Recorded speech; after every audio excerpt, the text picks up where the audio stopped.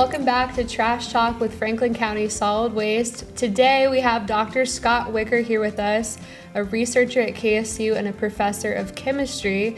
Thanks so much for joining us today, Dr. Wicker. Thanks for having me. I've always looked forward to disseminating STEM material and chemistry knowledge. Great. We're happy to have you. We know the viewers want to learn more about a specific topic, which is one that you research. Tell us more about what you're working on lately.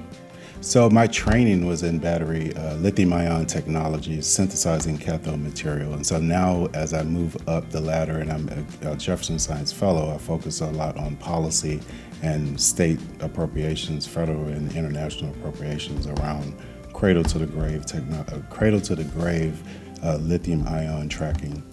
Yes. Okay, I can see how I'm guessing your research ties really closely with the policy side as well. I feel like those are really intertwined with lithium batteries. We actually had Chief Brewer on here last month talking about safety with lithium ion batteries in the home. People have a lot of questions about anything they have that's rechargeable. What can I do? So we talked then about what to do when it starts smoking and kind of the toxic gas, not inhale that, Yes. And steps with that. But we have Spring Clean Week this week, so we have a hazardous waste drop-off on Saturday. We have e-scrap drop-off at Rouse Avenue every Monday. And so that's something we provide in the community for Frankfort. But people have been wondering what happens after they drop off their e-waste. Where does it go? Is it being recycled? Is it hazardous waste? And then what's kind of the life cycle of those batteries? So from the policy standpoint, everyone has a nice diagram that is going to be fully recycled. But in actuality, the reason why municipalities collect the batteries is because it's a hazardous material, especially lithium ion content, depending on the percentage of lithium content. And for the viewers to understand and know, anytime you open that lithium ion energy storage device, you crack it open, it becomes a hazardous material. Lithium is highly flammable in the presence of moisture, and then the organic moiety that's there to allow the lithium to diffuse from cathode to anode, that is highly flammable. So we always tell the viewer, make sure you dispose of it properly because it is a hazardous material, which then enacts federal regulations of transporting hazardous material, which makes it super expensive at that point because you have to have the proper personal protective equipment so that you could handle it properly and be in a safe environment. Right, exactly. That's why it's so tied to policy, and that's why we have the hazardous waste drop-off twice a year, is because these certain toxic items are not allowed in the landfill. It ends up costing the landfill, the county, the city more to clean up if we're having fires happen or we're having some toxic material released into the environment. So are there parts of these batteries, once we take them to e-scrap or hazardous waste, that can be reused? Is it salvageable? Yeah, the outer casing is typically some type of aluminum mixture or metal alloy that you can recover.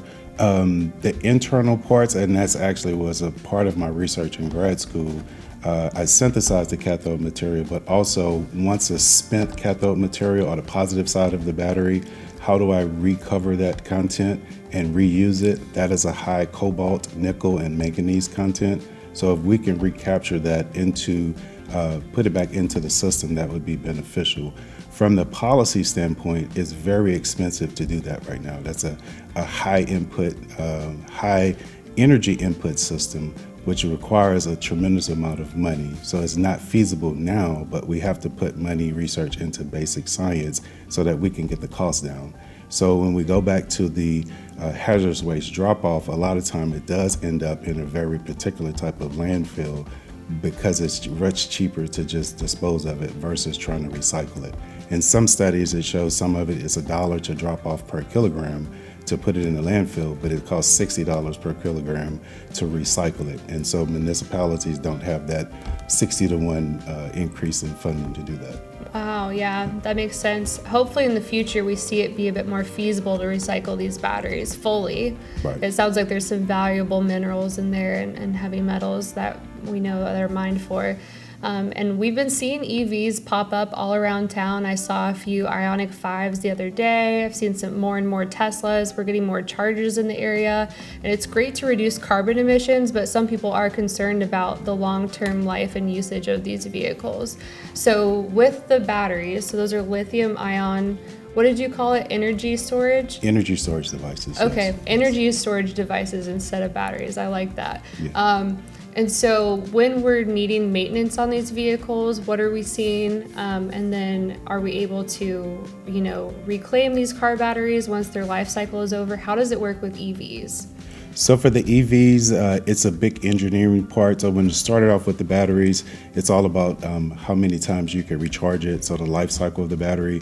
But now that the engineers are really getting into generating revenue, the EV battery itself, or the energy storage device, is pretty large, but it's broken into small components. So if you have a cell that's out, you can go into the cell and remove that cell instead of removing the whole battery. One of the things that EV owners know, that battery don't last 20 years as your car could last. You're probably not going to get 250,000 miles out of that one EV. A battery typically lasts about 3 to 5 years as a whole, but you could start breaking small parts out of it. The biggest thing about the EV battery, and this is some from the policy standpoint, how do we ensure that we're not adding to environmental issues as we're moving in that direction? Because as you increase the number of EVs on the road, you still have to remember that's going to ultimately end up in a landfill if we don't get to the point where we can recycle the material fully. And the reason why we don't use batteries, we use energy storage, because batteries in traditional cars are at 99% recyclable. And most people think of a battery in a car, that a traditional battery, which is an alkaline metal or lead type battery or leadless battery, versus the energy storage, which is not as hazardous as the lithium ion energy storage material. Okay, yeah, that's good to know. So in this case, if your EV is having some battery issues, you're telling me that the whole battery isn't swapped out and discarded, it's a small component? Yes, they have different sections that you could put it out, and that's just the engineering micro features. It's like having a Lego. You do have a set of Legos with about 20 Legos, but if I could take out one Lego at a time and replace it, that's the engineering part of it. And then it goes into your electrician if you put it in series or parallel, so that you could have that flexibility. Okay, yeah, that's great. That's hopeful to hear. And like you said, we don't want to have more of an impact, a negative impact environmentally with these types of vehicles than what we were using before. On a policy side, are you seeing a lot of conversations and a lot of change in the right direction with decommissioning these types of things? Or is it mostly conversational and we're trying to brainstorm still? You have some leader states, New York, Chicago, they have a cradle to the grave, and you probably hear other policymakers talk about cradle to the grave, of tracking it from the cradle to the grave. And so New York, I want to say California, there's a few other states that are at the forefront of it. But what my role as a Jefferson Science Fellow is on the international platform of advising other countries to start thinking about the policy from cradle to the grave, but also how can the government do supplemental funding so that we can kind of get the cost down to start recycling. We really promote creating a secondary and tertiary market. So if a battery is not at the level you want, but it still have some lifetime, can we use it for another application versus just throwing it in the landfill? So that's a lot of the topic now. How do you create secondary, tertiary markets while we find time for the science to catch up so that we can recycle the cathode and anode material? We can always recycle the casing because that's an alloy, and that science is out there. Okay, yeah, that's a good consideration as well, that you can still get some life out of these products. Yes. And then while we have you, is there anything else you want viewers at home to know about lithium-ion batteries or energy sources, anything sustainability related that affects people in their day-to-day? The only thing I would say, my PhD is environmental toxicology, and I've worked a lot on preventative environmental toxicology. Just be mindful of not only the energy storage technology, but your capacitors, your computers, as we would coin it, e-waste, just like you're talking about here. Any electronic waste that has material in it, we want to be mindful how we're using the material, getting the best use out of the material, completely unplugging it. Do not overcharge your lithium ion. If you leave it on and sleep throughout the night, it's not recommended that your cell phone stay plugged in throughout the night. Once it get 100%, go ahead and unplug it.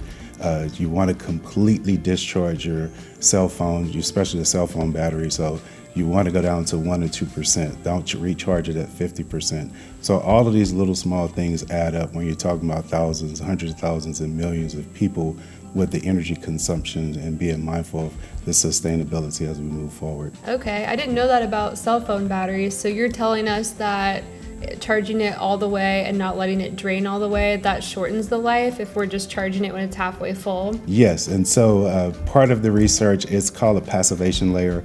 And my example I give when I'm teaching graduate class, imagine every time you blink your eyes, you have a thin film that goes over your eyes. So imagine if you're blinking your eyes over and over and over, you can't really see through your eyes after a period of time. That's the same thing that happens in energy storage devices.